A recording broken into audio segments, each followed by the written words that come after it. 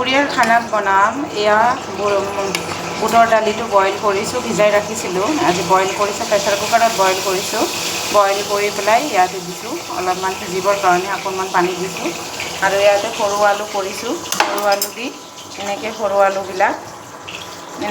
আলুবিলাক boil কৰিছোঁ। Boil কৰি এইটো পটল এনেকৈ কাটি থৈছোঁ, এইটো দি বনাম অলপমান বাদাম দি পেলাই।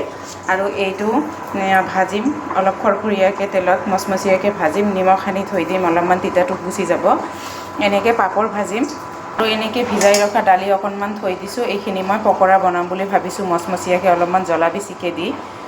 আৰু এটা বস্তু দেখাওঁ আপোনালোকক, ইয়াত মই ভোট জ্বলাৰ আচাৰ বনাইছোঁ, এনেকৈ থৈ দিছোঁ ইয়াতে। ৰ'দত দিয়া নাই বাৰু, ৰ'দ দিয়া নাই, ৰ'দ দিলে ৰ'দত দিম। ইয়াতে অলপমান গুড়ি দিছোঁ, হেৰিৰ গুড়ি, জিৰা গুড়ি অকণমান দি তেল অলপ গৰম কৰি ইয়াতে ভিজাই ৰাখিছোঁ। এনেকৈ গুৱাহাটীৰ পৰা আনিছিলোঁ জ্বলাখিনি, নষ্ট হ'ব বুলি বেছিকৈ সৰহকৈ অনা গৈছে কাৰণে মই ভাবিলোঁ অলপমান আচাৰ বনাই থৈ দিওঁ, খাব পাৰিম তেনেকৈ।